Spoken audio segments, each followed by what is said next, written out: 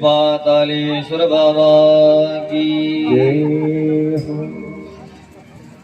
और आज भगवान शिव की असीम अनुकंपा और करुणा से हमें इतना शुभ समय और अवसर प्राप्त हुआ है शिव पुराण कथा को श्रवण करने का। शिव पुराण के अंतर्गत भगवान शिव की दिव्य लीलाएं, भगवान के अवतार और भोलेनाथ जो भोले कहलाते हैं उनके दिव्य गुणों और रूपों का वर्णन किया गया है। और भगवान शिव की कथा से यह प्राप्त होता है, ज्ञात होता है कि भगवान शिव कौन है, ज्ञान के देवता हैं। क्योंकि जब तक ज्ञान नहीं होगा तब तक वैराग्य प्राप्त होने वाला नहीं। और भगवान शिव से हमें ज्ञान की ही प्राप्ति होती है, क्योंकि जब तक तत्व बोध का ज्ञान नहीं होगा तब तक हमारा कल्याण होने वाला नहीं। और संसार में जीव की जो उत्पत्ति है उसका प्रथम कारण भी यही है, तत्तो ब्रह्म जिज्ञासा। अर्थात जो प्राणी संसार में उत्पन्न हुआ है उसका परम कर्तव्य और पहला कार्य ही यही है कि वह ब्रह्म को जाने। लेकिन है क्या, कलिकाल चल रहा है। कलिकाल के कारण क्या है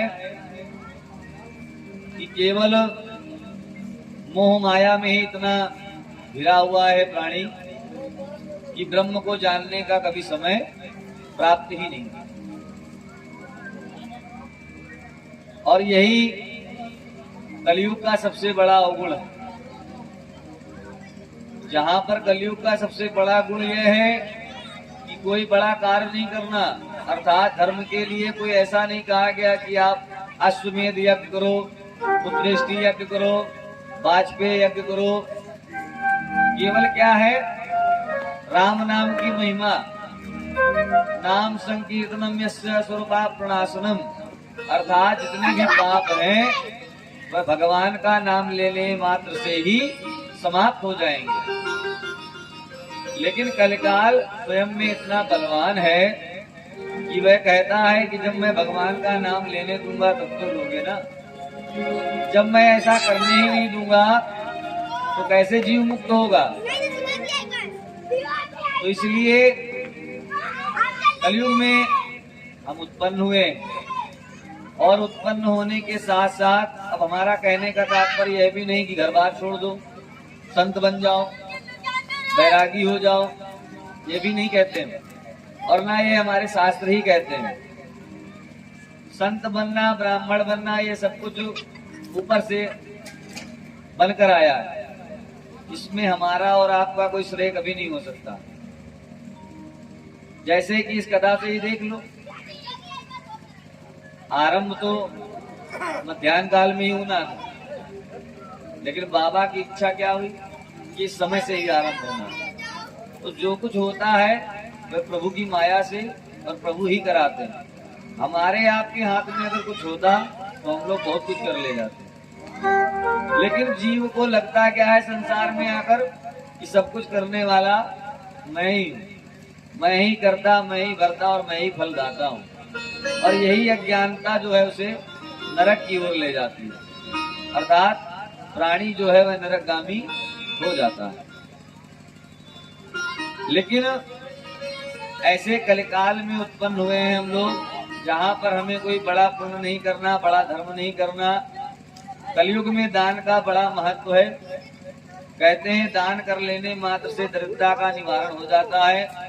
जो लोक हमें नहीं प्राप्त होता है सुगमता से, उस लोक की प्राप्ति भी हो जाती है, केवल भगवान का नाम ले लेने मात्र से और दान कर लेने से। तो इसलिए इतना सुंदर जो युग मिला है, समस्त कार्यों को करते हुए एक कार्य करना है, वह क्या? केवल भगवान का नाम सुनना। क्योंकि और कुछ संसार में चलने वाला नहीं है, अर्थात सब कुछ नाशवान है। केवल एक परमात्मा ही है जो प्रारंभ से लेकर अंत तक साथ में रहेंगे, अन्यत्र सब कुछ छूट जाएगा। पत्नी, पुत्र, पिता, सब कुछ, सखा, मित्र जो भी हैं, यह सब भी जो हैं छूट जाएंगे। लेकिन अगर भगवान का नाम सुमिरन कर लिया तो ये अंतोगत्वा साथ जाएगा, जिससे हमारा कल्याण हो जाएगा। और तुलसीदास जी ने भी यही लिखा, कलिमल से धर्म सब लुप्त भय सदग्रंथ, दम्भिन निजमति कल्प करे, प्रगट किए बहुपंथ। अर्थात कलकाल में क्या होगा? हमारे पुराण, हमारी श्रुतियां, हमारे वेद, ये क्या हो जाएंगे? लुप्त हो जाएंगे। आज क्या है? रामायण बहुत लोग पढ़ते हैं और रामायण को जानते भी बहुत, लेकिन रामायण की मानते कितने हैं? सवाल ये उठता है। रामायण को मत जानो, रामायण को मत पढ़ के डाल दो। रामायण कोई पढ़ने की चीज नहीं है कि पढ़ के डाल दी। रामायण को अपने अंतःकरण में उतार लो, तब कल्याण होगा। केवल पढ़ लेने से और रामायण को जान लेने से आपका कल्याण होने वाला नहीं है, क्योंकि भगवान राम का जो दिव्य चरित्र है वह धारण करने योग्य है, और भगवान कृष्ण की जो लीला है वह देखने योग्य है। यही अंतर है राम और कृष्ण जी में मात्र, और कोई अंतर नहीं है। लीलाएं उन्होंने भी करी, लीलाएं प्रभु ने भी करी, लेकिन राम जी ने जितनी लीलाएं करी वह धर्म के आचरण हेतु करी, अर्थात कोई कर्म ऐसा नहीं किया जहाँ पर अधर्म हो जाए। जैसे कि सीता जी को लाना था, एक बाण चलाते अगर भगवान अयोध्या से, तो लंका की लंका उठी चली जाती है अयोध्या में। कोई आवश्यकता नहीं थी वन में जाने की। लेकिन क्या था? प्रभु मर्यादा पुरुषोत्तम राम। अच्छा, अब जो व्यक्ति धर्म के आचरण करता हो, धर्म पर चलता हो, तो उस व्यक्ति को सब कुछ समझना पड़ता है। तो उसी प्रकार भगवान से कहा भी गया। विश्वामित्र जी ने कब कहा? जब प्रभु वन में गए विश्वामित्र जी के साथ, तो विश्वामित्र जी ने कई बार उनसे कहा कि राम, ताड़का को मारो, ताड़का का वध कर दो, क्योंकि मैं तुम्हें इसीलिए लाया हूं। लेकिन प्रभु गुरु की आज्ञा मानकर प्रथम ताड़ में प्रहार नहीं किया। क्यों? क्योंकि कहने लगे इनमें भी मुझे मातृत्व की अनुभूति हो रही है, अर्थात मैं इनमें भी माता को देख रहा हूँ। लेकिन अब इधर सोच रहे हैं कि अगर उधर माता की अनुभूति करूंगा तो इधर क्या होगा? गुरु की अवज्ञा हो जाएगी, और गुरु सर्वस्व होता है। गुरु में आपको माता, पिता, भाई, बंधु, सखा जो कुछ देखना चाहो आपको सब कुछ दिख जाएगा। तो भगवान ने क्या किया? भगवान ने धनुष की एक टंकार छोड़ी, और जैसे ही टंकार छोड़ी तो ताड़का ने घनघोर गर्जना करी, और जैसे ही गर्जना करी तत्काल प्रभु ने जो है बाण छोड़ दिया, और ताड़का का राम नाम सबको हो गया। तो ये प्रभु मर्यादा पुरुषोत्तम राम।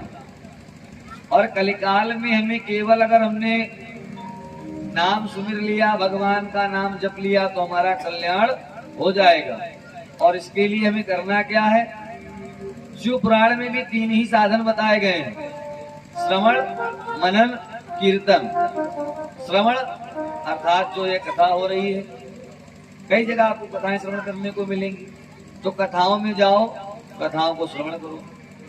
मनन का अर्थ यह होता है कि जैसे महाराज जी ने कोई बात बताई, अभी यहाँ सुन रहे हैं हम लोग, यहाँ से जाते ही उस बात का चिंतन मन में करते रहते हैं। अर्थात हमें एक बात जो अच्छी लगी, क्या महाराज जी ने हमारे कल्याण के लिए यह बात बताई, यह पुराण में लिखा है, अब उसको ही मनन करना है। उसके पश्चात जब श्रवण मनन हमारा दृढ़ हो जाएगा तो कीर्तन बनने लगेगा। कीर्तन क्या है? भगवान का नाम गाना, भगवान की महिमा को सुमिरना। क्योंकि जो कुछ इस संसार में हो रहा है वह सब प्रभु की महिमा से ही हो रहा है। इसको ध्यान में रखते रहकर अगर श्रवण मनन कीर्तन ये तीनों साध्य हो गए और बंधन में बंध गए तो क्या होगा? हमारा कल्याण निश्चित है। हम कभी भी नरकगामी नहीं बनेंगे और सदैव भगवान अपने चरणों में हमें स्थान प्रदान करेंगे। उसी प्रकार यहाँ पर नैमिषारण्य क्षेत्र में सौनक और 88,000 ऋषि एकत्र हुए हैं। आज नैमिष क्षेत्र सीतापुर के पास पता है, आप सभी लोगों को ज्ञात है। उस नैमिष क्षेत्र में 88,000 ऋषि एकत्र हुए और सौनक जी भी वहां पर विद्यमान है। प्रायः जैसे लोग कहते हैं, आज भी लोगों का मानना है, कहने लगे कुछ ना बन सका तो चोला रंगा लिया और बन गए संत, कुछ ना बन सका तो वेद पाठी ब्राह्मण बन गए, पूजा कराने लगे। तो ऐसा नहीं कि कुछ ना बन सका तो बन गए। अगर इतना सरल होता तो हर कोई संत बन जाता और हर कोई ब्राह्मण बन जाता। यह जो भगवान की एक बड़ी असीम अनुकंपा है, क्योंकि भगवान नारायण जो कौस्तुभ की माला पहनते हैं वह माला भी जो है उनके भक्तों और ब्राह्मणों की ही होती है। और श्री हरि के हृदय में विराज होने वाला पहला जो जीव है वह ब्राह्मण ही है। इसीलिए द्विज को श्रेष्ठ कहा गया। क्यों? ब्राह्मण जो होता है वह पथ प्रदर्शक होता है, अर्थात जो आपको बताए कि यह ज्ञान का पथ है और यह अज्ञान का पथ है, वह ब्राह्मण होता है। और ब्राह्मण के साथ जब वह वेदों का ज्ञान कर ले तो उसको संज्ञा मिल जाती है द्विजों की। द्विज संज्ञा ऐसे नहीं प्राप्त हो जाती। जब वह ब्राह्मण बाल्यकाल से किसी आश्रम में पढ़ता है, वेदों का अध्ययन करता है, तो उसे द्विज की उपासना दी जाती है, अर्थात वह द्विज माना जाता है। अब उस द्विज का कार्य क्या होता है? उसका सबसे बड़ा कार्य यही होता है कि समाज के कल्याण हेतु कुछ ना कुछ करते रहते। जैसे यहाँ पर भी जो ये आयोजन हो रहा है तो कौन है आपके कल्याण के लिए? पंडित राम जी शुक्ला जी। उन्होंने इस ग्राम के कल्याण हेतु ही तो आयोजन रखा है। भाई देखिए, अगर जीविकोपार्जन का विषय अगर आ जाए तो एक दिन में भगवान की कृपा से पर्याप्त कहीं ना कहीं आचार्य को प्राप्त हो जाता है। कोई आवश्यकता नहीं कि 7 दिन का कोई बंधन बनाओ और नित्य एक ही ग्राम में रहो और पूजा करते रहो। तो यही भावना कल्याण की भावना है जो यह 7 दिन यहाँ पर जोड़ रही है आपके ग्राम में। ये कल्याण की ही भावना है कि उनका मन में विचार आया कि चलो ग्राम में क्या करते हैं, एक यज्ञ करते हैं और उसके साथ शिव पुराण और भागवत की कथा श्रवण करते हैं। स्वयं को सुनना होता तो अपने घर में ही सुन लेते, कोई बड़ी बात नहीं। अगर यहाँ बात यह आ जाती कि हाँ भाई धन कमाने की इच्छा थी तो बड़े बड़े यजमान भी बैठेंगे, चले जाते और कह देते यजमान जी ऐसा करो, मूल पाठ सुन लो, उनको भी प्राप्त हो जाता और हमको भी प्राप्त हो जाता। लेकिन यहाँ भावना केवल कल्याण की। क्या कल्याण? कि चलो जीविका तो चलेगी ही चलेगी, क्योंकि तो भाई होना ही होना, तो नियम है किसी का भी हो। मिस्त्री अगर खड़ा होगा करनी चलाएगा तो कुछ ना कुछ तो पाएगा ही, चाहे वो बाबा जी कुछ दे दे, प्रसाद दे दे, तो उसी प्रकार है। लेकिन यहाँ पर कल्याण की भावना ही थी जिसके कारण यज्ञ कराया गया। क्योंकि कहते क्या होता है सारे विश्व का कल्याण यज्ञ से, और जल्दी प्रसन्न होते हैं भगवान यज्ञ से। अगर कोई भी पुण्य कर्म का फल हमें प्राप्त करना है तो सर्वप्रथम यज्ञ से ही प्राप्त होता है। उसी प्रकार आज सौनक जी और 88,000 ऋषि जो हैं एकत्र हुए हैं नैमिष क्षेत्र में, और सोच रहे हैं आपस में कि ऋषियों कराल कलिकाल निकट आने वाला है, अर्थात कलयुग का आरंभ होने वाला है, और ऐसा कलयुग आने वाला है कि सब नर कैसे हो जाएंगे, लोभी हो जाएंगे, पशुओं की आवृत्ति उनमें विद्यमान हो जाएगी, अर्थात नर जो है वे पशु बन जाएंगे। पशुओं ने अपनी पशुता छोड़ दी है, लेकिन नर पशुओं के ही काम कर रहा है। अब पशुता कैसी होती है? पशुता यही होती है कि पिताजी ने बिल्डिंग खड़ी करी, अब 3 भाई रहे, बिल्डिंग तो गौ एक खंड खड़ी भई। पिताजी ने इस भाव से खड़ी करी कि चलो जब बच्चे बड़े हो जाएंगे, शादी विवाह हो जाएगा, तो आराम से तीनों भाई मिलजुल कर रहेंगे। हमने क्या किया, हम 3 भाइयों ने उस 100 गज के प्लाट का छीछा लेदर कर दिया। कैसी? बोले बांट बांट के रख दिया। क्यों?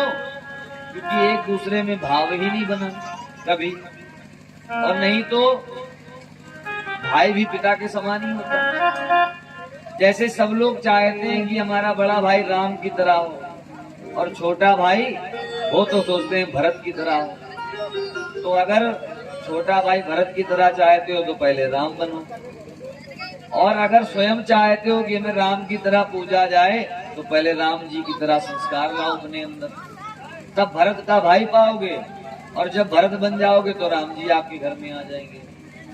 तो इन सबके लिए क्या है, कुछ ना कुछ त्याग करना ही पड़ेगा, बिना त्याग के कुछ होने वाला नहीं है। और जब तक ये पशु आवृत्ति मन में चलती रही कि लाओ यहाँ से ले ले, आओ वहां से ले ले, तब तक कल्याण होने वाला नहीं। तो इसी प्रकार सौनक जी भी सोच रहे हैं कि जब ऐसा कराल कलिकाल निकट आएगा, लोग ऐसे हो जाएंगे, पशुओं की आवृत्ति हो जाएगी, तो उनका कल्याण कैसे होगा। जब मन में ये प्रश्न उठा ही, तो होता क्या है कि जब भगवान की कृपा होनी होती है ना, कभी भी आप विचार करना, ऐसा नहीं कि हम कह रहे हैं इसी के लिए समझ लेना। जब आप पर कोई दारुण दुख आ गया और उस दारुण दुख के समय आपको कोई मार्ग ना दिख रहा हो, तो क्या होगा, केवल प्रभु का नाम सुन लेना, आपको कोई ना कोई संत, कोई ना कोई ब्राह्मण प्राप्त हो जाएगा जो आपके कल्याण का मार्ग अवश्य प्रदर्शित कर देगा, जिससे कि आपका कल्याण हो जाएगा।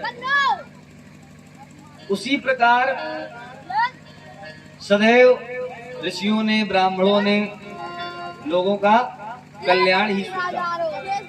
आज सौनक जी भी सोच रहे हैं कि ऐसा कौन सा उपाय खोजा जाए जिससे कि कलिकाल में उत्पन्न होने वाले प्राणियों का कल्याण हो जाए। जब ऐसा मन में विचार चल ही रहा था, तो उसी समय भगवान सूत जी का आगमन हो गया।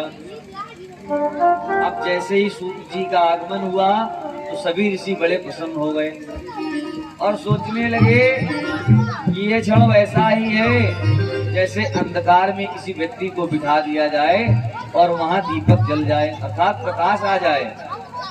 तो सभी ऋषि क्या हैं, प्रसन्न हो गए कि अर्थात जो हमारे मन का संकल्प था वह क्या होगा, पूर्ण हो जाएगा।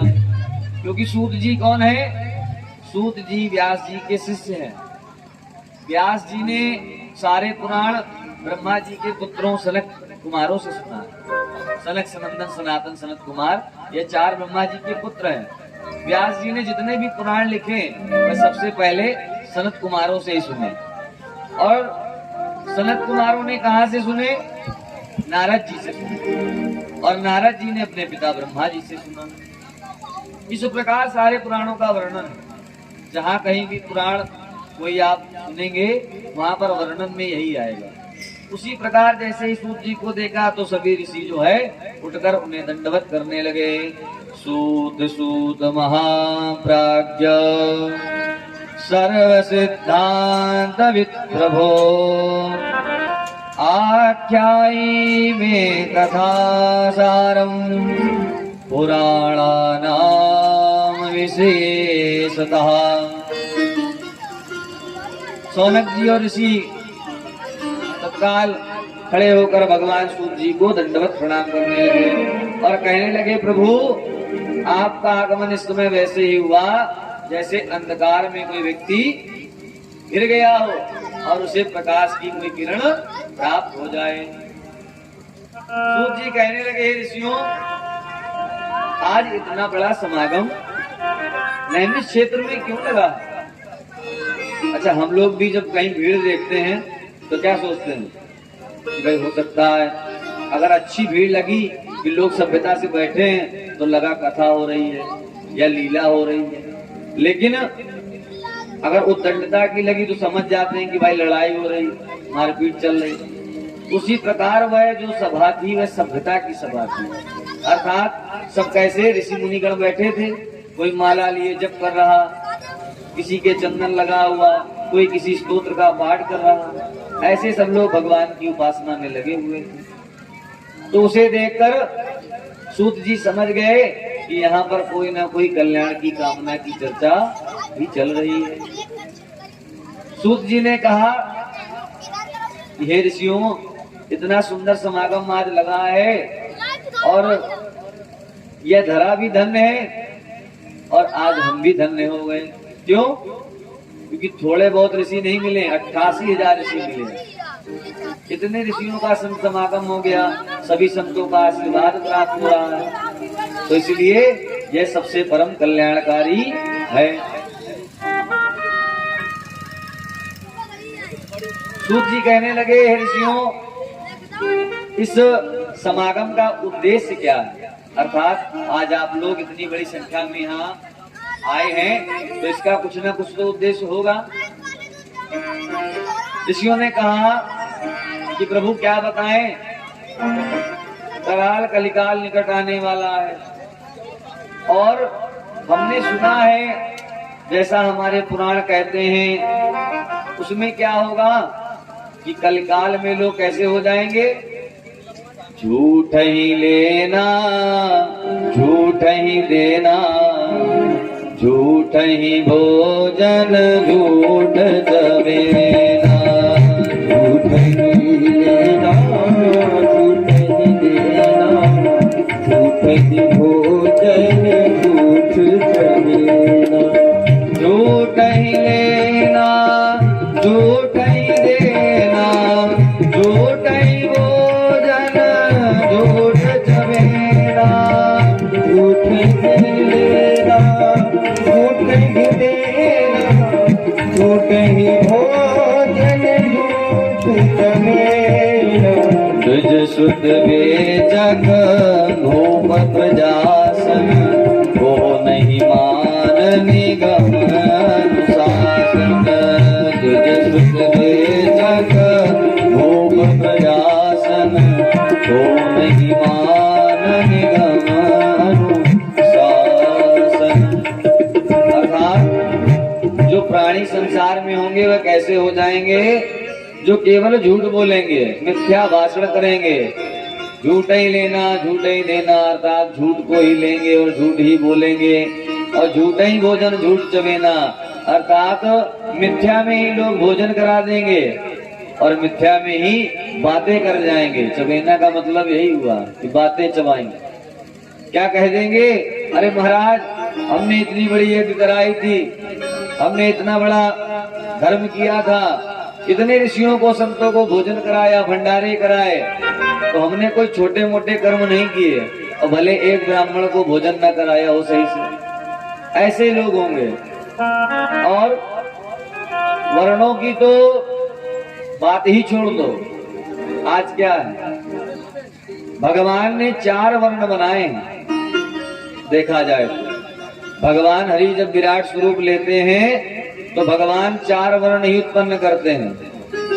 अपने मस्तक से ब्रह्मांड से ब्राह्मण की उत्पत्ति करते हैं, अपने हृदय से क्षत्रिय की उत्पत्ति करते हैं, अपनी नाभि से वैश्य माने व्यापारी की, और अपने चरणों से शूद्र की उत्पत्ति करते हैं।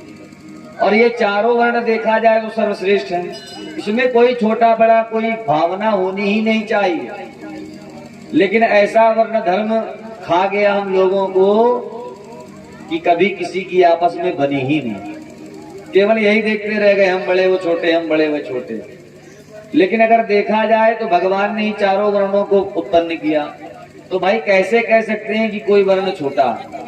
अपनी जगह सबका सम्मान है और अपनी जगह सब सर्वश्रेष्ठ है, क्योंकि एक भी वर्ण अगर हमारे बीच नहीं रहेगा तो जीवन डिसबैलेंस हो जाएगा। तो इसलिए वर्णाश्रम में भी कभी नहीं पढ़ना चाहिए। अब कहा भी गया भाई, तुलसीदास जी लिख कर भी गए, क्या होगा? काल में वैसे ही हो भी रहा। शूद्र दुजई उपदेश ज्ञान, अर्थात क्या हो रहा? आज जो ब्राह्मण कुल में उत्पन्न होते हैं वह मात्र एक सरकारी नौकरी के लिए अपने वर्ण को ठुकराना चाहते हैं। अरे कभी कभी लोग मिल जाते हैं तो कहते हैं महाराज बड़ी भगवान की कृपा रही। तो पूछो क्यों? कहने लगेगा जर्नल में ना पैदा हुए होते तो सरकारी नौकरी मिल जाती है। अरे महामूर्ख हुआ। क्यों? भगवान ने सबसे अच्छा बनाया क्या? ब्राह्मण। उस वर्ण में आप उत्पन्न हुए और भगवान के जो हृदय में सदैव विद्यमान रहता वह ब्राह्मण। तो आपका तो जीवन इसी से धन्य हो गया कि आप ब्राह्मण कुल में उत्पन्न हुए, क्योंकि ये कुल लेने के लिए देवता भी हजारों वर्ष तपस्या करते हैं कि भगवान कभी तो हमें ब्राह्मण बनाकर पैदा करेंगे। देवता नित्य जाते हैं भगवान के चरणों में सेवा करते और यही मांगते हैं कि भगवान कोई ऐसा हमारा सत्कर्म हो, क्योंकि हमने क्या सुना है कि आपको ब्राह्मण बड़ा प्रिय है। क्यों? आप जब जब धरती पर गए हो तो किसके लिए गए हो? विप्रधेनु सुर संतहित लीन मनुज अवतार। सबसे प्रथम विप्र ही आता है, उसके पश्चात धेनु माने गाय, सुर माने देवता और संत चौथा नंबर संतों का है। तो देवता सदैव भगवान के चरणों में पड़े रहते हैं और करुणा करते हैं कि प्रभु कभी तो ऐसी करुणा कर दो कि हम भी ब्राह्मण कुल में उत्पन्न हो जाएं। लेकिन भगवान फिर भी उन्हें उत्पन्न नहीं कर पाते। क्यों? क्योंकि भगवान जानते हैं वह इतने सत्कर्मी नहीं। लेकिन कलिकाल में हम भी देवताओं की तरह ही हो गए। जैसे देवता सदैव अपना हित चाहते हैं, उसी प्रकार हम भी केवल अपना हित ही चाहते हैं। आज नाना प्रकार से पुराण सुनो तो लोग क्या कभी सोचते हैं कि भागवत किस लिए सुनते हैं? सोचते हैं हमारे पूर्वज तर जाएंगे, पुरखों को तरने के लिए लोग भागवत सुनते हैं। अरे भाई विमूढ़ हो गए हो आप, क्योंकि या तो कोई सही समझा नहीं पा रहा और या तो आप सही समझना नहीं चाहते। श्रीमद् भागवत कथा मात्र भक्ति का ही सदग्रंथ है। किस प्रकार परमात्मा में लव लग जाए। परीक्षित का प्रश्न क्या था? परीक्षित का मात्र एक ही प्रश्न था कि प्रभु ये बताइए, सुखदेव जी से उसने यही पूछा कि प्रभु बस हमको ये बता दीजिए कि जिसको पता हो कि हमारी 7वें दिन मृत्यु होनी है, उस प्राणी को करना क्या उन 7 दिनों में। और सुखदेव जी ने क्या किया? समस्त पूरी भागवत की अमृतमयी कथा का रसपान परीक्षित जी को करा दिया। और अंत में क्या हुआ? देवता अमृत कलश लेकर आए और कहने लगे कि भागवत जी हमें दे दो और अमृत तुम पी लो। तो परीक्षित ने क्या कहा कि महाराज अगर मरने से भय होता तो महाराज जी के पास काहे आए होते हैं? हमें तो केवल इतना ही जानना था कि मरणासन व्यक्ति को करना क्या चाहिए, और हमने इतनी सुंदर अमृत कथा पान कर ली, इसके पश्चात कुछ और पान करने का मन नहीं करता। और हम क्या करते हैं? हम उस अमृत को छोड़कर क्या सोचते हैं कि हमारे पूर्वज तर जाएं, इसलिए भागवत कथा सुन रहे हैं। जैसे सत्यनारायण कथा में क्या है? यही सत्यनारायण कथा सुनकर लकड़हारे ने वैकुंठ का जो सुख होता है वह इसी संसार में भोगा था। सतानंद ब्राह्मण जो कि दरिद्र थे, इसी सत्यनारायण कथा को श्रवण कर वह कहाँ चले गए? राजा जनक के कुल पुरोहित बन गए अगले कल्प में।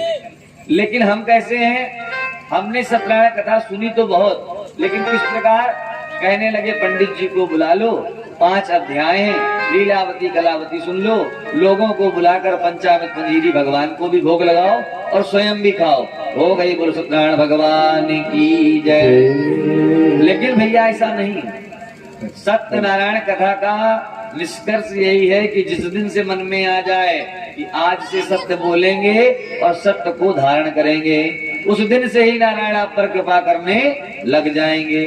ऐसे आप पर कृपा नहीं होती कि झूठ बोलते रहो, क्योंकि भगवान को जो प्रिय होता है वही कहलाते हैं। तो इसलिए भगवान को कलिकाल में क्या पसंद है, बोले सत्य। क्योंकि भगवान क्या खाते हैं, भगवान हमारा अहंकार ही भोजन में लेते हैं। सदैव प्राणी का अहंकार जो है भगवान आहार कर लेते हैं और उसी से प्राणी की स्मृति हो जाती है। तो इसलिए इस कलिकाल में, अगर इस कलिकाल से हमें बचना है और अपने को कल्याण के मार्ग में लगाना है कि प्रभु सदैव हम पर कृपा करते रहें, तो उसके लिए मात्र केवल सत्य के आचरण करना है और भगवान की कथा का रसपान करो। अर्थात अपने ग्रंथों को जानो, उनकी मानो, न कि उनमें तर्क और कुतर्क करने बैठ जाओ। क्योंकि हम इतने ज्ञानी होते तो फिर हम ही कोई रचना कर देते, वो ऐसा नहीं है। तो इसलिए कुतर्की ना बनकर तर्की बनो, जिससे हमारा कल्याण हो। उसी प्रकार ऋषियों ने कहा, प्रभु हमें भी कोई ऐसा सदग्रंथ सुनने की मनसा है जिससे प्राणी का कल्याण हो जाए। सूत जी कहने लगे, ऋषियों अभी जो समय है वह कैसा है, संधि का समय है, अर्थात संध्या का समय हो रहा है। हम लोग पहले क्या करते हैं, संध्या बंदन कर लेने, क्योंकि तीनों वर्णों में संध्या सर्वश्रेष्ठ कही गई है। अर्थात संध्या ब्राह्मण को भी करनी चाहिए, क्षत्रियों को भी करनी चाहिए और वैश्यों को भी करनी चाहिए, ऐसा हमारे वेद कहते हैं। क्योंकि संध्या क्या है, संध्या हमारा मूल अर्थात जड़, और विप्रों के लिए तो सर्वथा उद्देश्य पूरक है। अर्थात जो ब्राह्मण संध्या नहीं करते वह द्विज कहलाने के योग्य नहीं होते। तो इसलिए संध्या हमारा मूल है और संध्या कर लेने मात्र से ही आप जो चाहो वह आपको प्राप्त हो सकता है। और जो लोग नित्य संध्या नहीं करते उन्हें भगवान के पूजन का भी अधिकार नहीं होता। इसलिए ना 3 टाइम बन पाए, 1 टाइम की बन पाए, प्रातः मध्याह्न सायं, जो बन पाए उस संध्या में संध्या ब्राह्मण क्षत्रिय और वैश्य को अवश्य करते रहना चाहिए। उसी प्रकार ऋषियों ने संध्या वंदन किया। संध्या वंदन के पश्चात सूत जी को उचित आसन प्रदान किया। वह आसन क्या था, वट वृक्ष के नीचे सूत जी को विद्यमान किया गया। सौनक जी ने सूत जी का पूजन किया। पूजन करने के पश्चात सभी लोग श्रोतागण, जैसे आज यहाँ पर सभा है, उसी प्रकार वहां भी सब ऋषि एकत्र होकर बैठ गए। सूत जी कहने लगे, महाराज कथा सुनना तो चाहते हो, लेकिन एक बात का विशेष ध्यान रखना कि जब तक हम कथा कहें तब तक तस्य मस ना होना। अर्थात अगर कोई भी शंका भी हो तो उससे निवृत्ति ले लो। यही कथा का धर्म है। कथा कर्ता और कथा श्रोता दोनों को एक दिन पहले ही सारे कार्यों से निवृत्त हो लेना चाहिए। अर्थात अगर क्षौर कम कराना है तो क्षौर कम पहले ही हो जाना चाहिए। कथा के बीच में कभी नहीं होना चाहिए। किसी शंका की निवृत्ति हो तो उस निवृत्ति को भी पहले ही कर लेना चाहिए।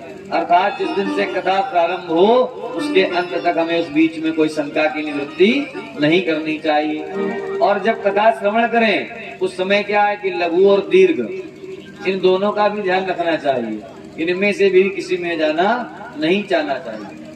अब आपत्ति काल की तो बात अलग है। आपत्ति काले मर्यादा नास्ति, वही वेद कहता है। आपत्ति के समय तो मान लो किसी का भाई पेट खराब हो तो उसके लिए कोई ये नहीं कि नहीं आप बैठे ही रहो, वह एक समय की बात एक अलग है। लेकिन जितनी भी शंकाएं हो उनसे निवृत्त होकर ही कथा में प्रवेश करना चाहिए। और कथा के समय करना क्या चाहिए कि अपना ध्यान जो है वह एकाग्र कर लेना चाहिए। क्यों? क्योंकि पता नहीं कथा के किस पहलू में आपका कल्याण छुपा। अर्थात ऐसा कौन सा श्लोक हो, ऐसा कौन सा मंत्र हो जो छूट जाए जिससे आपका कल्याण न हो पाए। इसलिए मन को एकाग्र और दृढ़ कर लेना चाहिए। और कथा श्रवण करने से पहले ही मन बना लो इस कथा से ही हमारा कल्याण हो जाएगा, अर्थात इस कथा से जाने के पश्चात हमें कहीं और सर झुकाने की आवश्यकता नहीं पड़ेगी, तो आपका कल्याण भी अवश्य हो जाएगा। लेकिन आज क्या है, कलिकाल में ये विश्वास ही दृढ़ नहीं हो पाता कि हमारा इस कथा से कल्याण हो जाएगा, हमारा इस पूजन से कल्याण हो जाएगा। इसीलिए क्या है, कथाएं तो बहुत हो रही हैं लेकिन कल्याण नहीं हो पा रहा। उसका कारण क्योंकि हमारा विश्वास दृढ़ नहीं हो पा रहा। तो इसलिए विश्वास को दृढ़ कर लो कि इस कथा से ही हमारा कल्याण हो जाएगा, तो निश्चित ही भगवान कल्याण कर देंगे। क्योंकि किसका कल्याण नहीं किया इन्होंने, ऐसी ऐसी कथाएं पढ़ी हैं कि सुन लो तो सोचो।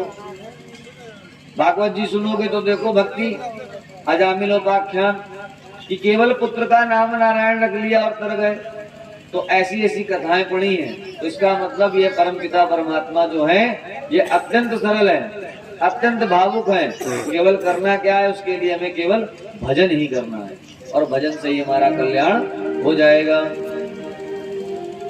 उसी प्रकार सूत जी ने कहने लगे कि आज मैं आपको सभी पुराणों में जो उत्तम पुराण है वह है कौन, शिव पुराण। क्योंकि संसार में जब कुछ नहीं था तो सबसे पहले क्या प्रकट हुआ, नाद प्रकट हुआ। नाद मतलब प्रभु ने जब डमरू बजाया तो उससे जो नाद ध्वनि उत्पन्न हुई वह सबसे पहले संसार में विद्यमान हुई। उस नाद से ही ओम का प्राकट्य हुआ और ओम से ही सारे सूत्र निकले और उसके पश्चात गायत्री मंत्र निकला। और यह गायत्री मंत्र ही जो है वह वेदों का प्राण है, अर्थात इस गायत्री मंत्र से ही वेदों का उद्बोधन हुआ और उन्हीं वेदों को भगवान ने श्वास मुद्रा के द्वारा ब्रह्मा जी को प्रदान किया। अच्छा, इसमें भी क्या है कि जैसे सृष्टि का जो सृजन है वह तो प्रताप काल में भगवान शिव ने ही किया, क्योंकि महेश्वर के सिवा कुछ नहीं था। लेकिन उसके पश्चात भगवान के 28 मनवंतर होते हैं। कितने? 28। 74,000 युगी ब्रह्मा का एक दिन होता है, उसमें चारों युग जो हैं आते जाते रहते हैं। कितनी बार आए ये आप गिनती नहीं कर सकते। उसी प्रकार एक दिन होता है भगवान विष्णु का, और उसी प्रकार उतने युग जब भगवान विष्णु जीते हैं और उनका एक दिन हो जाता है, तब वही एक दिन जाकर होता है भगवान शिव का।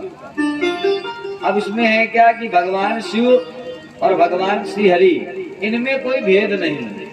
हरि हर एक है, दोनों न एकम है न वो कम है। तो इसलिए अगर शिव पुराण सुनो तो ये मत सोचना कि भागवत जी में जब महाराज बतावे कि भगवान ने सृष्टि करी, भगवान ने ये किया, तो भेद उत्पन्न हो जाए, क्योंकि यह दोनों एक दूसरे के पूरक हैं।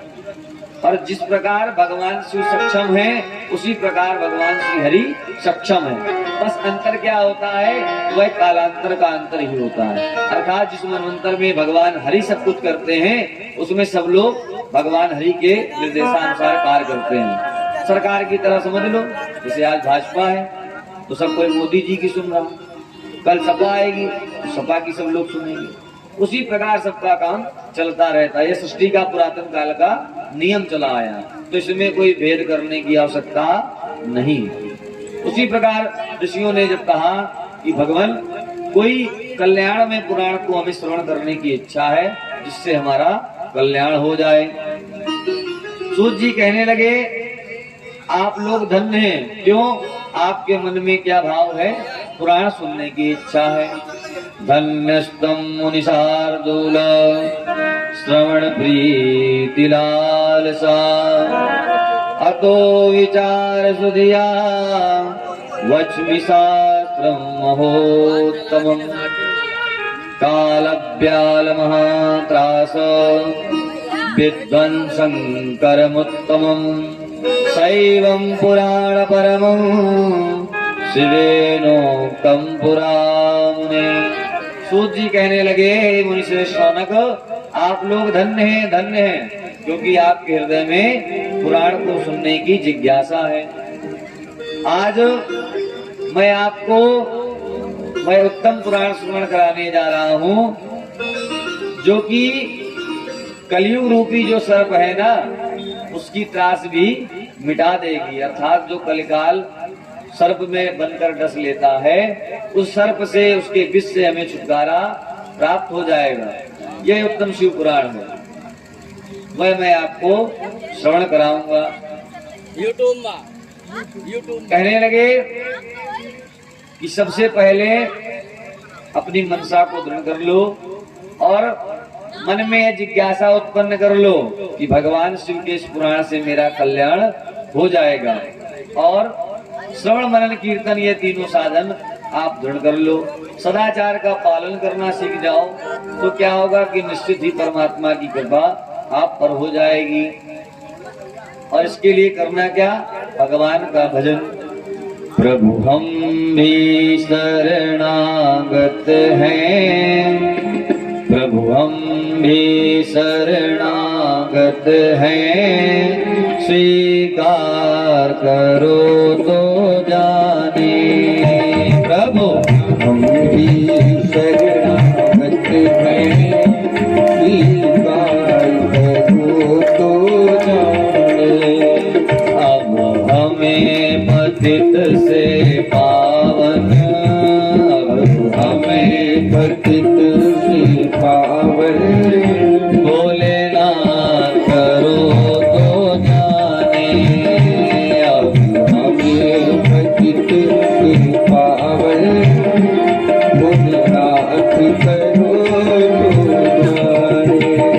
स्वीकार करो तो जाने, भव पार करो तो जाने।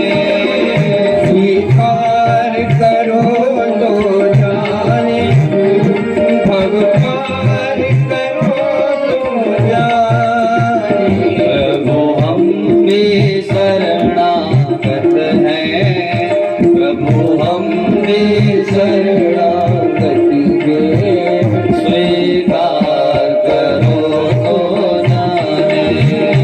प्रभु हम भी शरणागत हैं, स्वीकार करो तो जाने।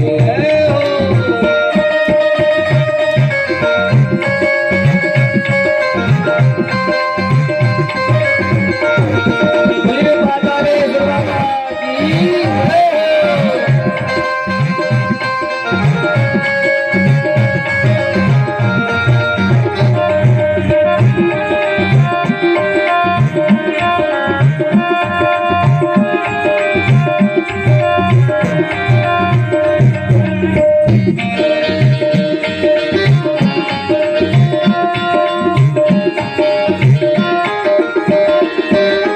और भगवान, हमने तो सुना है कि बड़े बड़े ऋषिगण महात्मा जिन्हें वेदों का ज्ञान, बड़े बड़े शास्त्रों को जानने वाले, आप उनसे ही प्रसन्न होते हैं क्या?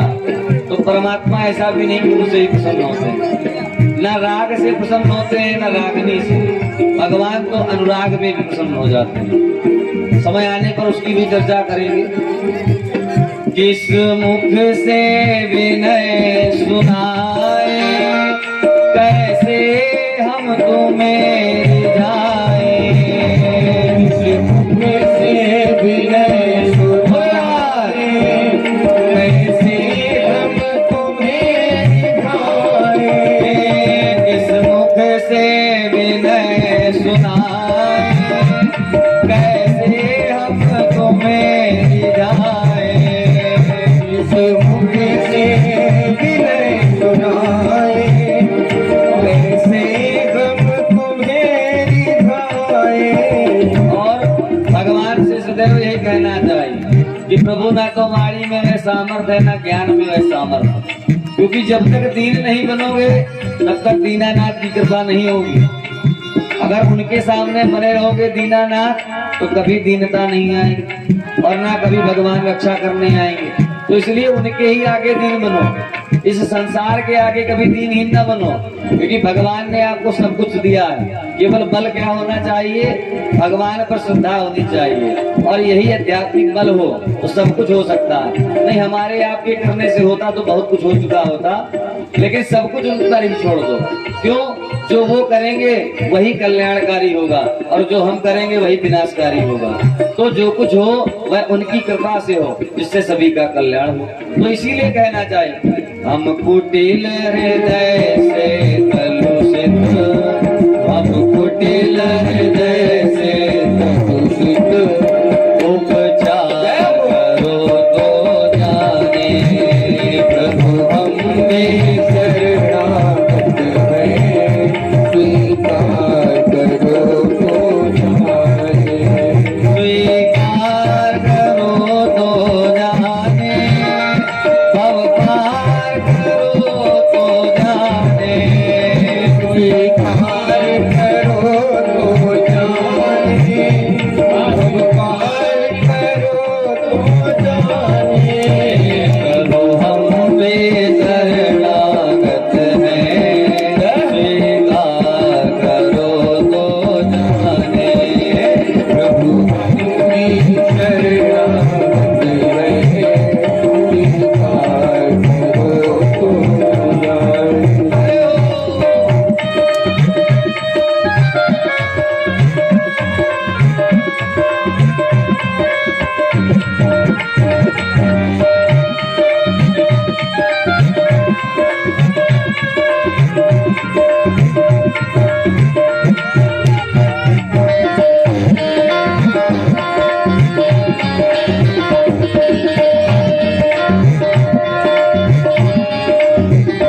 जीवन नैया जर्जर है, पल पल विनाश का डर है।